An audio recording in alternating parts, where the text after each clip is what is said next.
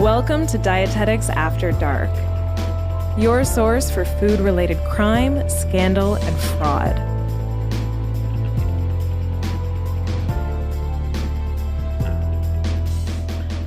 Welcome, everyone. I am Sarah. And I'm Becca, and we have a super spooky episode for you today. But first, Sarah, how are you feeling? I am so excited for this. This has been a long time coming, and I'm so happy that we're finally sitting down and actually recording. How are you feeling? Same. I'm really excited to be doing this too, finally. I'm currently sitting in my closet to get the best sound in my house. We moved into a house earlier this year, and we don't really have much furniture in many of the rooms, so this is the best place for me to be. Honestly, audio quality sounds great, so I'm glad you're nestled in there. So cozy. I also discovered that we have an attic that I did not know about. That's so creepy. Just above me right now. That's perfect for this vibe. Yeah, I know. So I'm going to have Dan take a peek up there later. Oh my gosh. I'm scared for what you'll find. Hopefully nothing. Anyways, back to today's topic. Sarah, it involves candy, children, and poison. Do you have any guesses of what it could be? Yes, I do have some guesses, especially with the spookiest holiday on the horizon. I have a feeling it's something to do with Halloween. Yes, you're on the right track, but there's a lot to it. For everybody listening, we're going to start today's episode off with Sarah giving us a little bit of a background on the tradition of Halloween, and then I will get into the nitty-gritty of the topic. But before we do dive in, I want everyone to know that all the citations and relevant links for anything mentioned in this episode will be in the episode description and in our show notes at thenutritionjunkie.com, and that's junkie with a Y. Also, the information in this podcast is for entertainment and educational purposes only. If you're interested in medical nutrition therapy or personalized nutrition advice, please talk to a doctor or registered dietitian in your area. This podcast may contain coarse language, mature subject matter, and content of a violent or disturbing nature. Listener discretion is advised. Okay, Sarah. Oh my goodness. Take it away. For some reason, my heart is pounding right now. I'm actually nervous. I'm so excited for you. All right. So Becca asked me to dive into the research and figure out when the heck and why the heck did we start dressing up our children in costume, sending them door to door at night to do the one thing we've told them never to do, take candy from strangers. It's the weirdest but most wonderful tradition with questionable safety standards, I would say. But as a kid, I absolutely loved Halloween. Becca, did you love Halloween? Of course. Of course. Unlimited amounts of candy. Who doesn't love it? For sure. And then, so the costume side of things was always my favorite. Did you have a favorite Halloween costume growing up? Yeah, so I would say that my Halloween costumes actually got better as the years went on. Yeah, I don't know. Did you have a favorite childhood Halloween costume? Yeah, my mom was a bit of a Halloween boss. She would make all our costumes. We'd pick them 2 months in advance, and then she'd sew them, and we'd go to Fabricland and pick out the perfect material. It was awesome. My all-time favorite was when I was a Hershey's Kiss, and she picked this really crinkly, super shiny silver material and made me a dress that was tight around my thighs, but then had a really big stuffed base to the dress. And then it went up and I had a pointy little hat on and the paper thing that said Hershey's Kiss. And it was so cute. I got a ton of compliments. That's so that's a good memory. What's your best? That's so cute. Okay, so I have a few. I try to get pretty creative now that I can. But a couple years ago, Dan and I went as Rachel and Ross. Love. From Friends. Love that. So we went as the episode where they get married in Vegas. You're going to hate me. I'm not. They have the Sharpie all over. No. I know. We should just stop this podcast now. I can't believe that. Go on, though. I'll catch up. I'll watch Friends. I feel like this is irrelevant to you, but yeah, we had the Sharpie on our face. So he had Ross written on his forehead, and then I had the mustache. Aww. But yeah, irrelevant to you. No, I love it. Maybe some people can relate. I'm sure everyone can. But my all-time favorite Halloween costume that nobody really understood was I went as a Freudian slip. Oh my gosh. Tell me how. That's so good. So I got a big white beard and a cigar. And I had a sticker that went on my outfit that said, "Hello, my name is Freud." And then I wore a slip. So I was a Freudian slip. That. Oh my gosh, a good pun costume. That is so good. Yeah, but nobody got it. No one got it. Even when you told them, everyone was like, what's a Freudian slip? But anybody that didn't take Psych 101 was just kind of like, what are you talking about? Why do you have a beard? Oh my God, I think that's so good. Okay, so let's talk Halloween. In modern day Canada, in a non-COVID year, of course, a typical Halloween looks something like this. It's October 31st. Kids, usually kids under 12, dress up in full Halloween costume, so like superheroes, princesses, lots of Annas and Elsas, whatever, hit the streets around sunset. And it's usually pretty cold. We are in Canada, so sometimes even snowing already. Your costume usually has to have like enough wiggle room for a winter coat or a heavy sweater, whatever. Young kids go door to door with their parents. Older kids usually roll together as a pack. But there is this unspoken rule that once you hit your teens, once you're 13, you probably should stop trick-or-treating. I actually remember going out, I'm pretty sure I was 12. It was the final year I went out, and I went out with all my friends from school, but we'd go up to people's doors and ring the doorbell, and you could just see that people were answering the door and being like, you look just on the cusp of too old. It's like they weren't as excited as they were for little kids, for sure. No, I definitely went when I was 15, 16. Did so you? We have that in common. Yeah. Oh my gosh, that's way too old if you can drive. Okay, so it's a lot of fun for kids, clearly. Becca didn't want to stop. But that's not how it's always been. Trick-or-treating, as we know and love it, actually only became popular in North America in the 1900s, with the earliest North American records dating back to, get this, 1911 in Ontario, Canada. Woohoo! How cool is that? I couldn't believe it when I read that. I was like, yes, we've got insulin, we've got poutine, we've got Halloween, earliest records of Halloween. Lots of good stuff comes from Canada. So all of my information sources for this little history lesson are linked in the show notes, but I wanted to give a special shout out to a book called Halloween, From Pagan Ritual to Party Night by Nicholas Rogers. I got so much information from this book, and if you're looking for a really, a thick read on Halloween, this is the book for you. Some historians trace trick-or-treating back to ancient Rome, to something called the Feast of Pomona. Pomona was the goddess of fruit and seeds, but most sources actually link Halloween and the more modern trick-or-treating customs to a Celtic festival called Samhain. And if you're going to try to Google that, it's spelt Samhain, Samhain, but it's pronounced Samhain. And I know that because I Googled it and practiced it. And Samhain celebrates the end of summer, and it welcomes the dark nights ahead. And it occurs every year at the end of October and early November. So this is a super spooky quote from that book that I mentioned by Nicholas Rogers. It was a period of supernatural intensity when the forces of darkness and decay were said to be abroad, spilling over from the Shay, the ancient mounds or burrows of the countryside. So very spooky origins. We've got darkness, we've got decay, we've got supernatural intensity. Sounds pretty Halloween-y to me. Yeah, I have chills. Do you? Mm-hmm. Your house is just really cold. And it's that attic. Definitely. There's a draft coming from the attic. So the Samhain festival is said to have pre-Christian roots, but in the 19th century, the Catholic Church made November 1st All Saints' Day.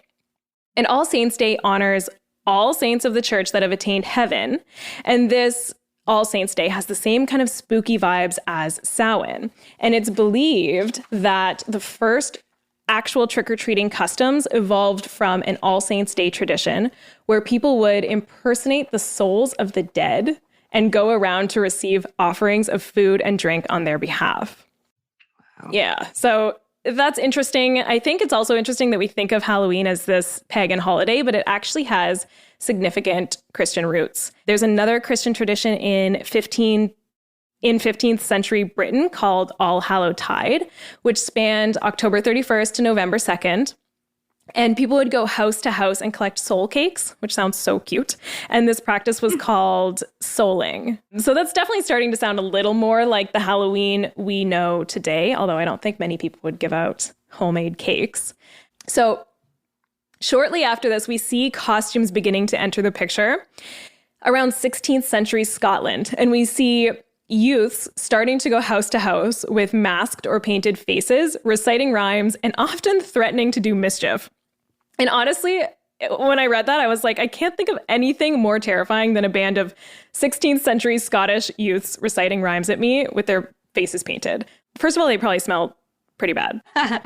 And also, what do you think mischief was in the 16th century? I don't know, like pulling potatoes up before they were ready? That would actually be really mean. People need those potatoes to survive the winter. Or like stealing a goat, kicking over water pails. I don't know. I just feel like it was probably a pretty bad time.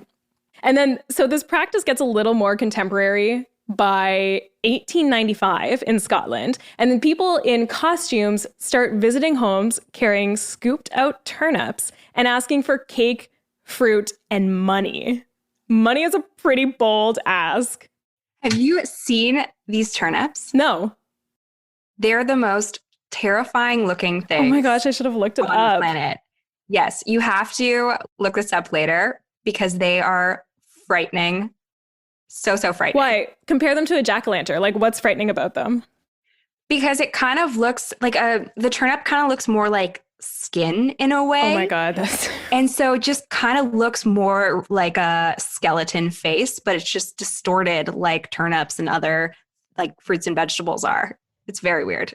Yeah, that has an extra ghoulish aspect to it. I feel like pumpkins are so cute and round and plump, and a turnip is definitely more wrinkly and white and ugh.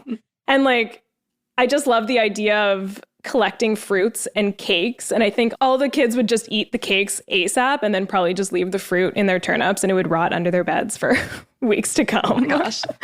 Everyone probably had the worst pile of Halloween leftovers back in the day. Okay, so this is where things start to get fun. So by the 1800s, Canada has a growing population of settlers from Ireland and Scotland.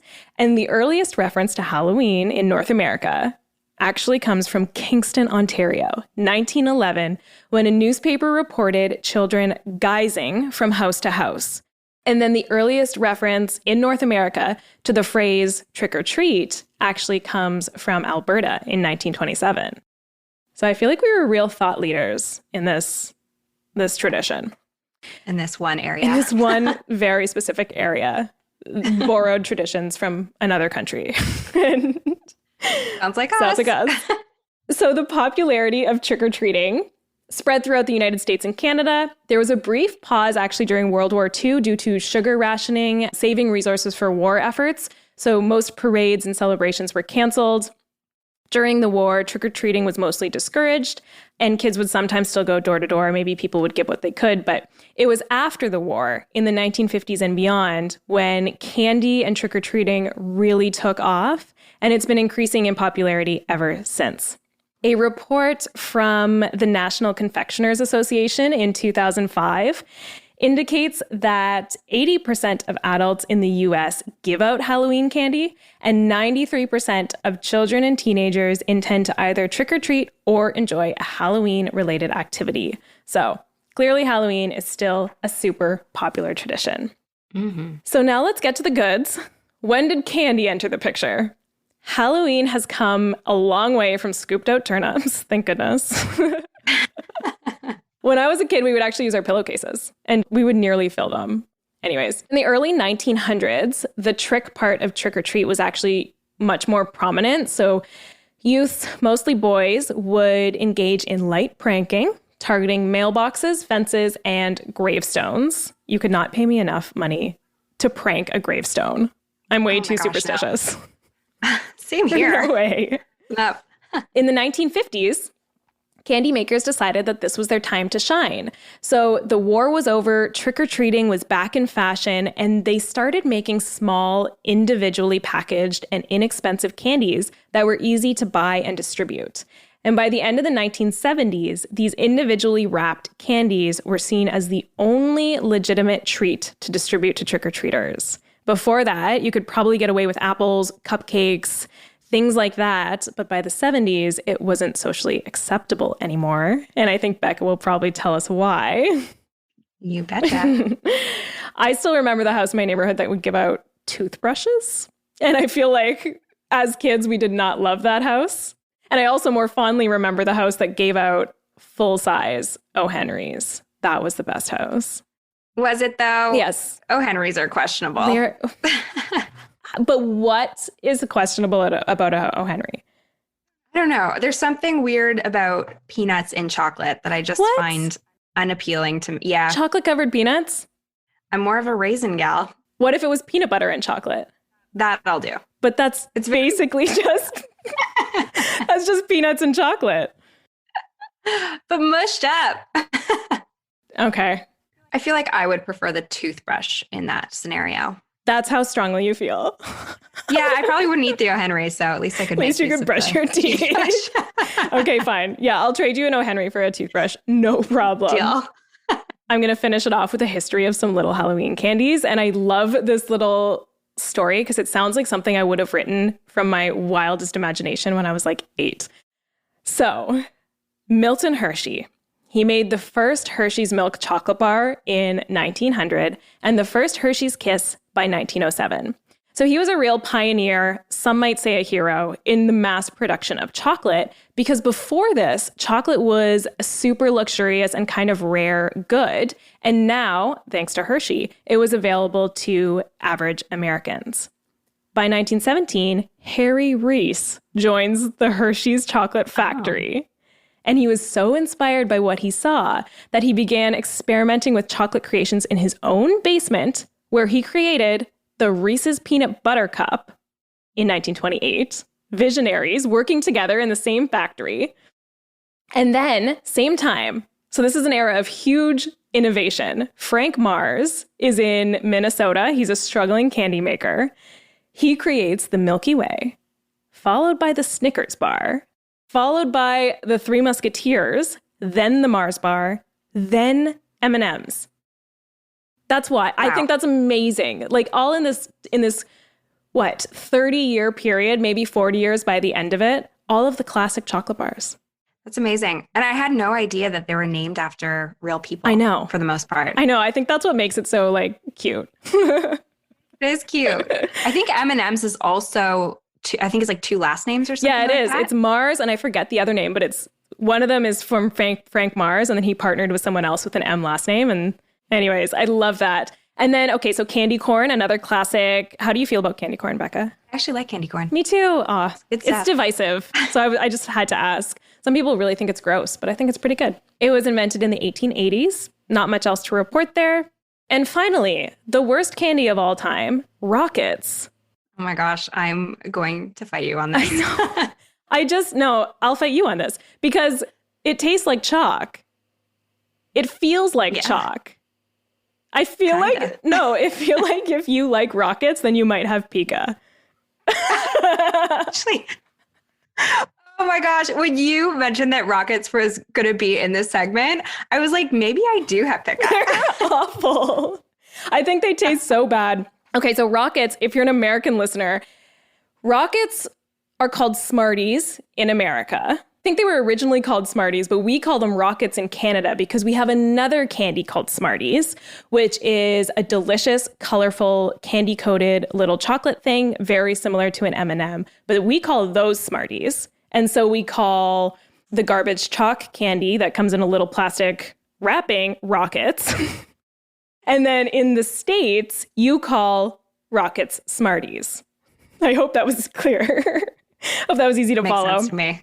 So yeah, that's actually, and there actually used to be a rocket candy factory in Toronto on King West, and those are called the Candy Factory Lofts today. I just thought that was kind of cool. Oh, so cool. Cool and local. Very cool. That's the end of my intro. Are you going to ruin Halloween candy for me? Not quite. Oh, okay. All right. Well, that's good. Anyways, we'll get into this topic, which is not as much fun as what we've been talking about, unfortunately. Halloween candy tampering or Halloween sadism. Ooh. Sadism? Sadism. That's another name for Halloween candy tampering? Yep. It's the name that the researchers use because, yes, there is research done on this topic. That is so interesting. PhD in Halloween sadism. So cool. That's in our future. Next step. Oh, no, not more education. No, we're done with school. Anyways, Halloween sadism has been a controversial topic since the 1950s. The term Halloween sadism includes any tampering of Halloween candy that could result in harm. So this includes poisoning or weaponizing of candy with things like needles or razor blades, or essentially anything that could hurt you. As a legend has it, there are multiple strangers looking to poison children every single Halloween. Right. Spooky stuff. Yeah. So dressing up and trick-or-treating, as you were saying, Sarah, is something that's more so done in North America and specifically in the US and in Canada. And while Halloween sadism is definitely something that I personally heard of as a kid living in Canada, it's by no means as hot of a topic as it is in the US. So this time every year, there's newspaper articles and segments that warn parents about their children's Halloween candy. And to kind of show you the extent of this fear-mongering, I pulled up a couple of headlines that I want to share with you. So the International Business Times titled an article, Halloween Candy Gone Wrong, 4 Dangerous Goodie Bag Treats. And in this article, they claim that meth, edibles, rods, and thumbtacks are things to look out for in your children's treat bags. Which seems... Meth edibles? Oh my gosh. Wait, what year was that? I'm just curious if this kind of like fear-mongering around Halloween sadism, my new word, is like current, or if this is from, the past couple decades. Article that I'm about to tell you the title of was from 1970, but the one that I just mentioned was more recent. So it's still something that's like talked about constantly around this time of the year. Interesting. Okay. But yeah, so the second article I found was a New York Times article from 1970, and it's called Those Treats May Be Tricks. And in this one, they discuss numerous unconfirmed instances of poisonings and sharp objects that were put into candy wrappers. Oh, the sharp objects in candy just like hurts my mouth to think about. I know. I like shudder down my spine. Ugh. I hadn't really thought about it until you said that. Sorry. Oh. But yeah, so this leads us into kind of what we'll be doing today. So I'll do a deep dive into the cases that made Halloween candy tampering the seeming issue that it is. Then I'll look into the research to uncover whether or not parents should be concerned about their children's candy. Cool. I'm excited. Me too. So to start, there are a few instances that have led to the creation of this term, Halloween sadism, and the fear that surrounds it. So as I mentioned, these did begin around the 1950s, and it's said that the birth of Halloween sadism occurred in 1959. Okay. When a dentist by the name of William Shine handed out laxatives. He actually did that? Yes. He could have handed out toothbrushes. What a missed opportunity. Missed opportunity. But yeah, so about 30 children became ill with the laxatives. And we're talking laxative ill, so you know it was bad. Yeah. But luckily, none of the kids suffered any long-term damage. But regardless, Shine was charged with outrage of public decency and unlawful dispensing of drugs. So again, this was the first case of stranger danger that was ever recorded. Wow. Okay, so a few years later, on Halloween in 1964, a Long Island housewife by the name of Helen File began handing out ant buttons full of arsenic, steel wool cleaning pads, so like those SOS pads you clean your sink with, and wrapped dog treats to children that she deemed too old to be trick-or-treating. You would have gotten one. Yeah. Had I lived in Long Island in 1964, I may have eaten some arsenic. Wow. That's petty to the extreme. I know. But I honestly, I think that she was trying to be funny. Yeah, because she just handed it, I feel like she handed it to the children that she thought could make the decision as to whether or not they should eat the candy, right? She wasn't giving it to infants. And like, if you're giving out steel wool, it's not like you're like, maybe this is a Tootsie Roll. It's like very clearly something you shouldn't eat. Yes, I know. Okay. But she got in trouble? Oh yeah, get this. Good. She was sent to the hospital for observation, as one would when a woman was behaving hysterical in the 1960s. Right. Mm-hmm. And she was given a misdemeanor charge for having endangered the life and health of a child. Okay. So nothing actually happened in either of these instances. They were more so kind of like the founding fathers or mothers of this fear. Okay. However, there have unfortunately been a few deaths that have been associated with Halloween candy. And I'm going to tell you a few of those stories. Aw. I'm sad already because you know it's kids. Or at least that's my prediction. It is really sad, but I think it's also important to know, just because of all of the misinformation or information that's out there on this topic, like, is it really the public health concern that it needs to be? Mm-hmm. That's an important topic. But in 1970, in Detroit, Michigan, a 5-year-old boy by the name of Kevin Toston became seriously ill after consuming some Halloween candy. He died a few days later in what ended up being a heroin overdose. Oh. Yes. So upon their initial investigation, the police found heroin sprinkled over Kevin's candy. But it didn't really make that much sense since all of his candy was seemingly laced with heroin. Okay. So after further testing, they concluded that Kevin had actually swallowed a whole heroin capsule and that the capsule had come from his uncle's stash of heroin. Oh my gosh. Mm-hmm. Oh, that's really devastating. Poor Kevin. I know. So sad. When the family heard that the uncle may be guilty of criminal neglect, they sprinkled the candy with more heroin to throw the police off. And I spent a lot of time trying to figure out what happened to this uncle, like what he was charged with, but I couldn't find a single source of anything online. Mind you, this was in the 70s, but I thought it was kind of strange. But I feel like it also goes to show that the media seemingly lost interest when they realized that this story no longer fit their narrative. Right. It wasn't actually nefarious candy tampering. It was a tragic accident. Mm-hmm. Oh, that's so sad. I know. So sad. And then this next story is super tragic as well, but it's also likely one of the most famous. Okay. Excited. So in 1974, so 4 years later, in Pasadena, Texas, Timothy O'Brien, who was 8 years old at the time, and his sister Elizabeth, who was 5, went trick-or-treating with their father, Ronald O'Brien.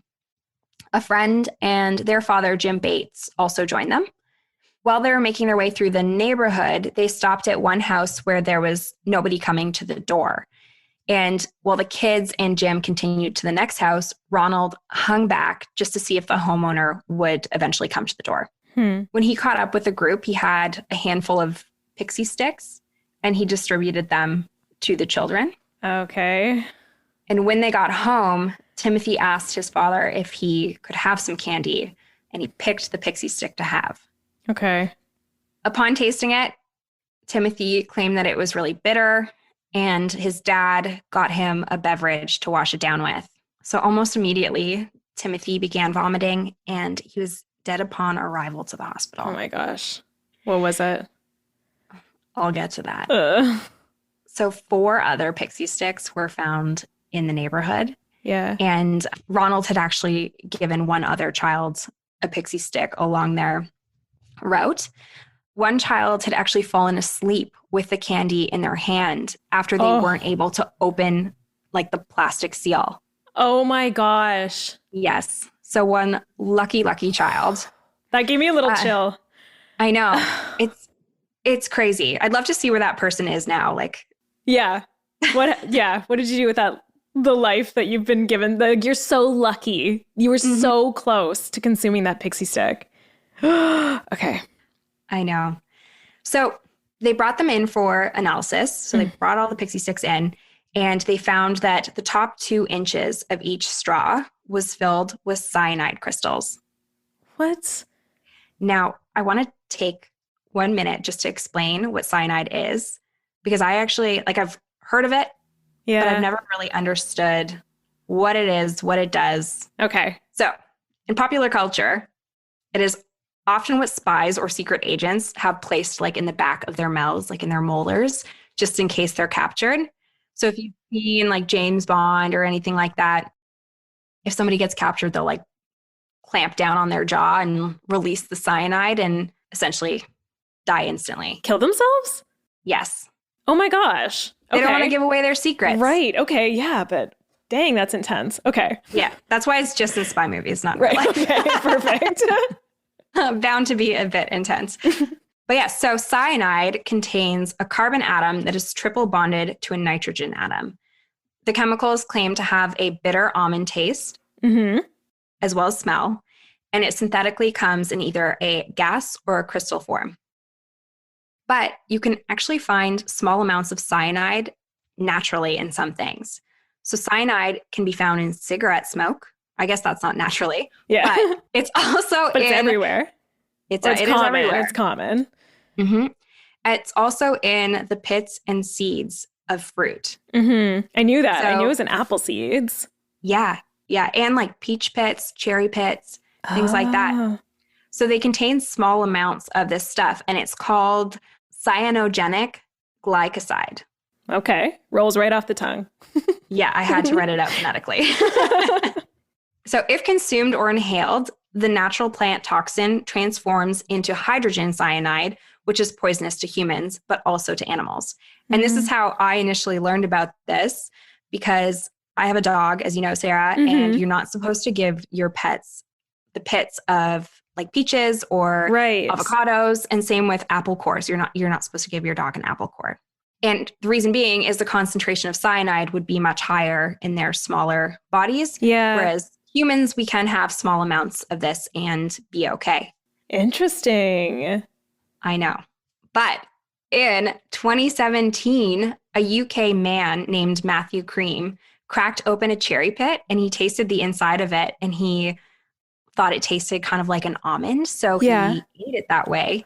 And then he ate 2 more cracked pits. And he was rushed to the hospital after 3 cherry pits. Oh my goodness. With cyanide poisoning. Okay, so you really don't need a lot. You don't. But if you swallow the pit whole, it does not have the same effect. So it's just when these things are split open. Are cracked open. Because we probably can't digest the outer like shell of the pit. Okay, that's so interesting though, because you might let's say you were to crack open a cherry pit and give it a little taste. If it tasted like almond, you'd be like, well, why not eat this?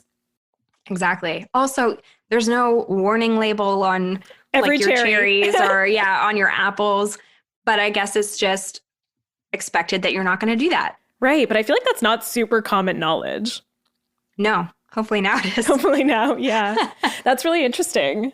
Yeah, no, I found that incredibly interesting. So I wanted to share that with you. But the synthetic form of cyanide is most hazardous as a gas, but it also has lethal effects as a crystal. Okay, that's what was in these pixie sticks. Yes, exactly. And the reason that it is so lethal is that it stops the body's cells from being able to use its oxygen. And the heart and brain are usually the most affected. Right. I'm sorry. It's sad stuff. But yeah, so now you know this could easily be a recipe for disaster. Okay, so I have more questions. Kevin, poor Kevin, had the pixie stick. Was it Kevin or was it Tim? So this is Timothy. This is Timothy. Okay, Timothy had his pixie stick, but did they get the people who filled the pixie sticks? There's more to this story. Oh, okay. I thought you were done. Okay, keep going. Keep going. I'm dying. I just did like a little interlude to tell you what cyanide is. Okay, perfect. Because I just think it's so weird how, like, he wasn't coming to the door. This person wasn't coming to the door. The dad was like, no, we're getting this candy. And he stayed to wait for the pixie sticks. And then, like, the person inside had time to tamper with them. I'm so curious. Keep going. Oh, yeah. This gets interesting. Okay. But also very sad. So days after Timothy's death, his father, Ronald, helped police retrace their steps. He pointed out the home that they had gone to, where they got the pixie sticks from, that was seemingly vacant on Halloween. And this home was owned by a man named Courtney Melvin. However, Melvin had an airtight alibi, as he worked at an airport that was nearby, and there was almost 200 people that saw him that evening that could vouch for where he was. And he was working until about 11 p.m. that night. So following this dead end, detectives clearly began looking into Ronald after knowing what happened. And it turned out that he was in a tremendous amount of debt. And he had recently sold their family home. Oh my God. Okay. Yes. That's such a curveball. I know. I'm glad you think that, because I reframed this story to try to make it less obvious. But a month before Halloween, Ronald purchased $20,000 life insurance policies on both of his children, so on Timothy and on Elizabeth. Hours after his son's death, he made a call to collect the policy, but was clearly unable to do so soon after his son's death. And a few months earlier, he had also made a call to a friend who worked at a chemical company to inquire about what constitutes a fatal dose of cyanide.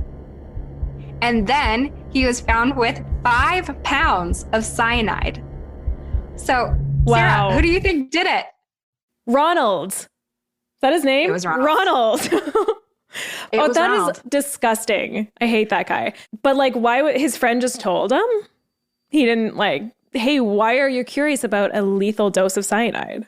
You know, I didn't find that on the internet. So, okay, perfect. So I don't know. That was such a curveball. I know. And wow. So this guy, this douchebag, Ronald, never admitted guilt, but it only took a jury 1 hour of deliberations to convict him. Yeah, okay, good. Yes, thank goodness. So on March 31st, 1984, he was sentenced to death by lethal injection, which is still used as a capital punishment in Texas today. Wow. And then his wife, and her name is Daneen, she left him. Good. Obviously. And he never saw his daughter again. Okay. The wife actually claims that before Halloween that year, Ronald had booked an appointment to buy life insurance policy for her, but that the premiums were too expensive on her because she was an adult. Wow. So he did it. So she thinks that she was the intended victim. Yeah. Wow. That's awful. Yes. Okay. Weren't they trick-or-treating with a friend and another kid? Mm-hmm. Did he give a pixie stick to the other kid too? Yep. So he handed out 4 pixie sticks, and I think he did this to kind of make it less obvious. Throw the cops off. He did give it to one random child as well. So I think that was specifically intended to throw the cops off. Mm-hmm. But they were able to collect all 4, thankfully. Wow. That's awful. Okay. Yeah. Good story. I know. I think I still have one thing left here. Okay. So Daneen, she never cashed in the life insurance policy for Timothy, claiming that it was blood money, which made me really happy that's to really hear. Sweet. Good mom. And while Robert was dubbed the Candyman killer, his ex-wife had some less flattering ways to describe him. I'm sure she did. And she went on record saying, he is perverted. Perfect. Very funny. That's a quote. Yes, Daneen. Aw, that's a terrible story. I know. Can't believe that someone would do that. I know. For $20,000, your son. Oh, I hate it. Yeah, that's a terrible story. So when you hear something like that and his name, I mean, the Candyman killer, that's a really media-worthy kind of name. Like, it's really eye-catching. Mm-hmm. I can see how fear around Halloween candy would snowball from that. Even though it's a father to a son, it's not a random kind of attack. I can see how if you just saw a Candyman killer in the news, you would maybe think that it's something you need to be actively concerned about. Absolutely. I agree. It's too catchy of a name. They should have just gone with I should have given him pervert. Pixie stick pervert. Pixie stick pervert. That's actually pretty good. Also, pixie sticks. What do you think? Into them. They're like soft rockets. They are like crushed up rockets. Although I don't mind a pixie stick. Yeah, it's literally just sugar it's just that you're pouring down your throat. Sugar. Yeah. Okay. I don't hate them. Okay. So for years after these incidences, many hospitals offered X-rays for Halloween candy. However, Hospitals did? hospitals did. Wow. This practice is a bit impractical as you can't detect things like drugs or poison with an X-ray. So not only is it super expensive to maintain a practice like this, but it can also offer a false sense of security. Right. If for any reason there was a drug or poison in candy. Mm-hmm. And I'm trying to think back of my days in Thunder Bay, Ontario, and I don't remember any hospitals doing this in my hometown. I was wondering did they do this in the Sioux? No, not at all. No. But I do, like, my parents would go through our candy. Oh, they would? They would. They would sort through it with us. And and they would say, if it's open, you have to throw it out. That's wild. Yeah. So they definitely read these articles. They definitely, I guess, bought into the panic a little bit. They did. And I mean, rightfully so. Why not? Why not? Just better safe than sorry. It was like part of the routine. It was kind of fun. Like we'd get home and like me and my brothers would just dump our pillowcases out everywhere, like in separate corners so that we could keep our candy away from each other. And then we'd sort through it like one by one and just make sure that nothing was open. I guess I personally kind of did that a little bit where I used to organize my candy.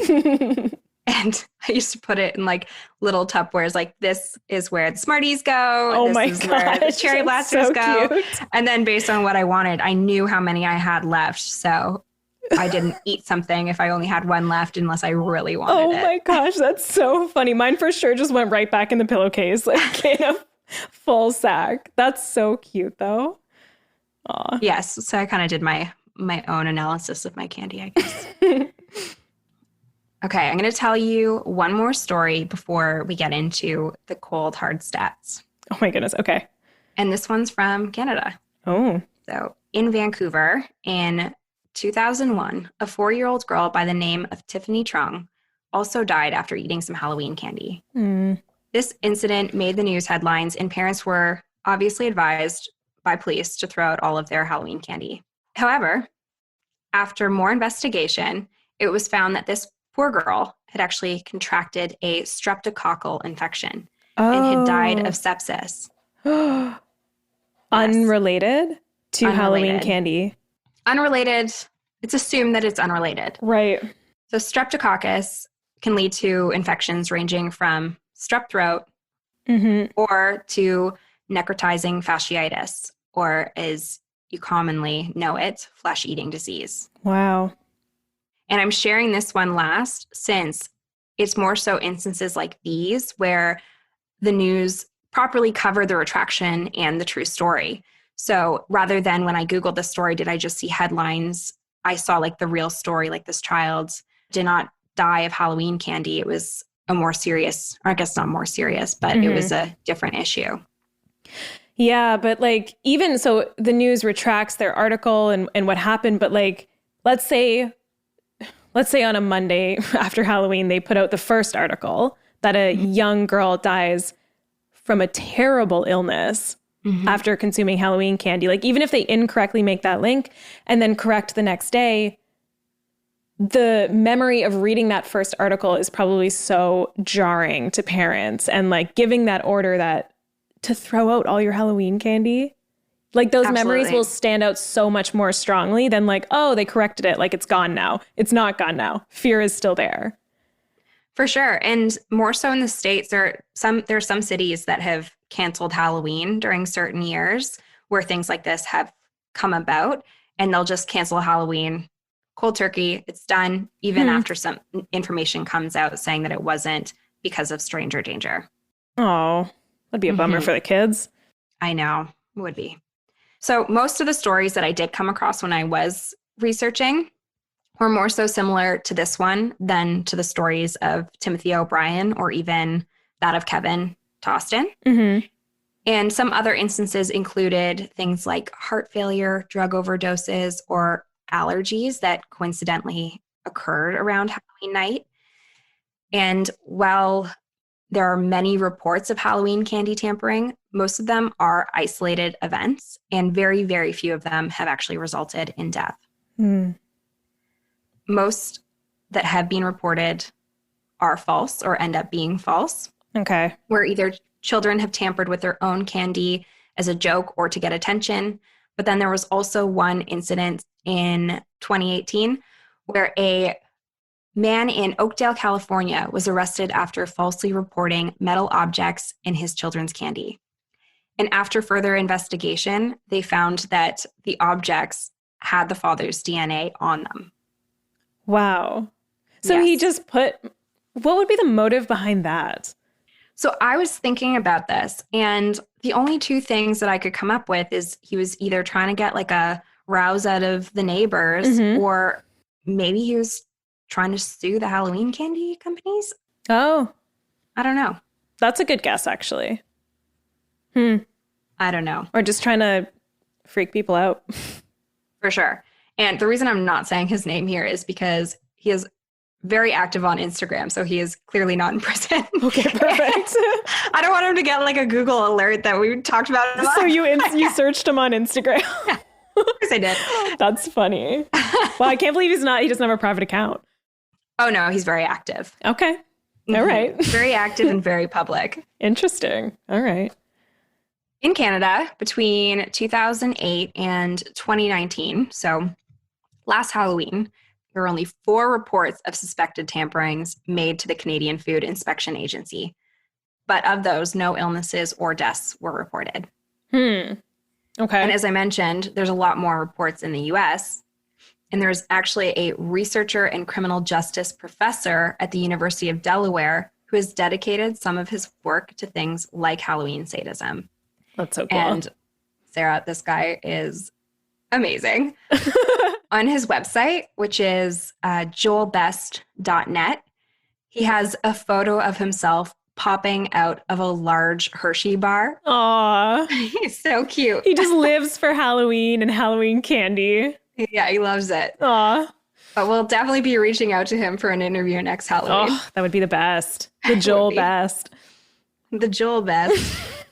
So his research shows that there have only been 102 reported cases of Halloween sadism between the years of 1958 to 2012. 102? 102. Between The 50 years. and the 2010s.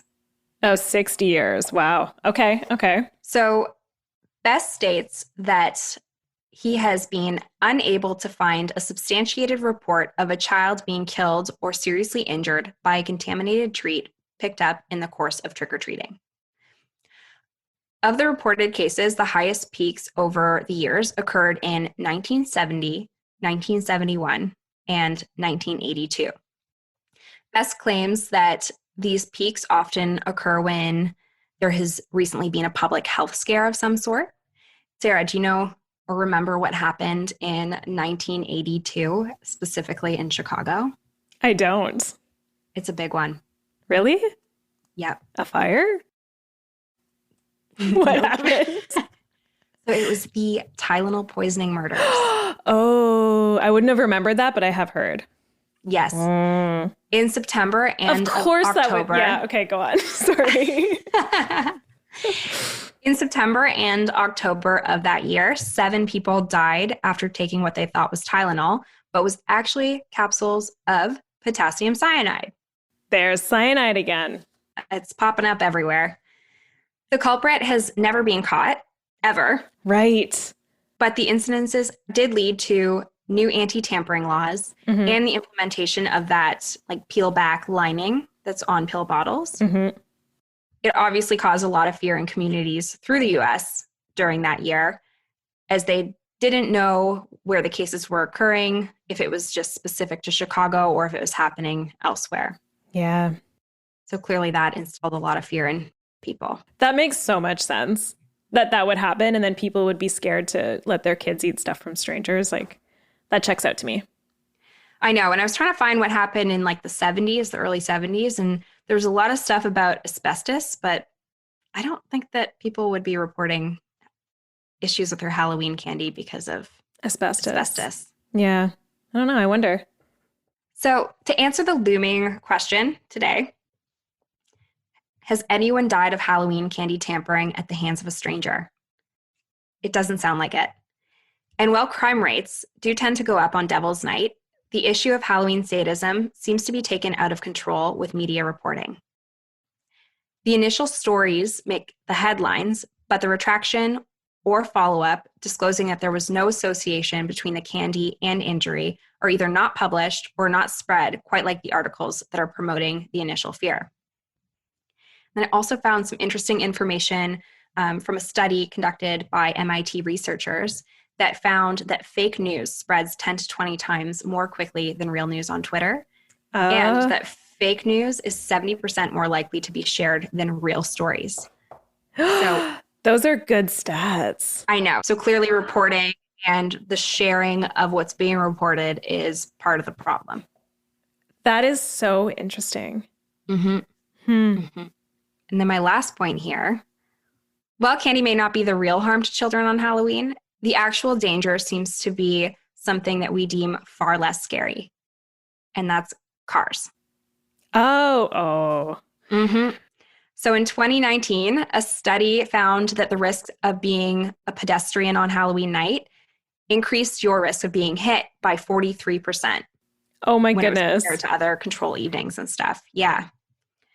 So I guess my advice would just be to wear bright colors, reflective gear, maybe check your candy, look both ways. Yeah. And obviously wear your mask. Oh, yeah, wear your mask, especially Wear this your year. mask.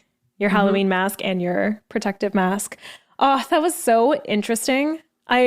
First of all, I feel very comforted that there's not one terrible serial Halloween candy tamperer and there's also no terrible stories about razor blades. Like razor blades, in my mind, was part of the legend.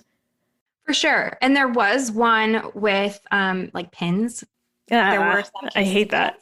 But I was a little bit more selective with which stories I put into this. And it definitely is an interesting one, but it also doesn't seem like it was that big of a fear. Like it punctured one child, but it didn't actually injure them. Right, and okay. Everybody else tossed their candy or checked it before they ate it. Interesting. Mm-hmm. Do you feel comforted that it's not as big of an issue as, maybe I would have previously thought, or as my parents clearly thought when I was a kid? But still, those are some twisted stories. Like the pixie stick one, that's going to stick with me. I didn't like that. That's awful. It's so sad. But yeah, I guess the moral of the story here is that you don't need to be as anxious as you might be as a parent sending your kids out on Halloween, at least not about the candy. Yeah, the cars. Maybe COVID. Yeah, maybe and the COVID. Cars and COVID. Yeah. Yeah, for sure. Aw, that was so good. Happy first episode. You. Thanks, Sarah. Happy first episode to you. Okay, so I have a question to get you warmed up for next episode. What's that? You're walking into a Subway. Wait, Subway store or like the Subway? The Oasis, the green and yellow Subway sign. You're starving. It's lunchtime. What's your order? Okay. So I go in. I'm salivating right now just thinking about it. So I get, and gluten makes my stomach hurt. So I get the gluten-free bread, which not all Subway locations have. Oh. Which can be super disappointing sometimes. Mm-hmm. If they don't have it, because then I have to get the salad, which is disappointing. laughable. Yeah, I've had so one of laughable. those before. It's just the contents of your sub. Yeah, I know. But then I get the chicken, like the oven roasted chicken with most of the toppings except for tomatoes. Okay. And then I get a little bit of aioli on there. Okay. Aioli. No, they have I think it's a garlic aioli. Okay. And then a pesto. Oh, my goodness. I didn't even know they had pesto or aioli. That sounds good. That sounds good. Not all of them do have pesto. Do you not like tomatoes? It's so strange. And I'm very weird with certain foods, as I feel like you've probably come to know from earlier with this podcast. But I like tomatoes on their own, but I don't really like them in salads or sandwiches. Okay, interesting. Mm-hmm. Interesting. I feel like they're too dominating. Oh. In salads too? Yeah, unless it's a caprese salad. Okay. Very specific guidelines. She has an Excel spreadsheet for her tomato preferences. Okay, my favorite sub, I definitely sometimes do oven roasted chicken. Okay, I do 6-inch honey oat bread, and then I do toasted with cheese, of course. Of course, I've got the cheese. Yeah. And then I usually go with the white cheese, which I think is Swiss, but it's also just like white American cheese, I think. And then I do sweet onion chicken teriyaki sometimes, or I just do oven roasted chicken, and I do every veg. I'm just like, do them all. Because it's like too much work to name them all specifically. So I'm just like, all dressed, please. And then I just do mayo and sub sauce. Nice. I Good love choice. the sub sauce. It's Sub so sauce good. is good. Yeah. Okay, so that's your teaser for next week. It'll get you thinking about our next topic. And thank you for listening. Yeah, thanks for listening, everyone.